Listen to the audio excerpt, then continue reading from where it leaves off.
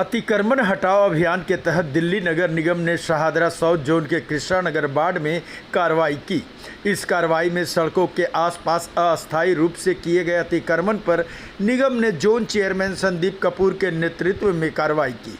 संदीप कपूर ने बताया कि कृष्णा नगर वार्ड के अलग अलग जगहों पर स्थानीय लोगों की शिकायत पर कार्रवाई की गई है। उन्होंने कहा कि अतिक्रमण के चलते लोगों को सड़कों पर चलना दूभर हो गया है। ट्रैफिक की जाम स्थिति से एम्बुलेंस को आने जाने में काफ़ी परेशानियों का सामना करना पड़ रहा है। इन्हीं सब समस्याओं से निपटने के लिए निगम ने अतिक्रमण के खिलाफ कार्रवाई की। संदीप कपूर ने बताया कि इस कार्रवाई के दौरान अवैध रूप से खड़े रेहड़ी को जब्त किया गया, साथ ही पटरियों पर रखे सामान को भी जब्त किया गया। उन्होंने कहा कि अतिक्रमण हटाओ अभियान की कार्रवाई आगे भी जारी रहेगी।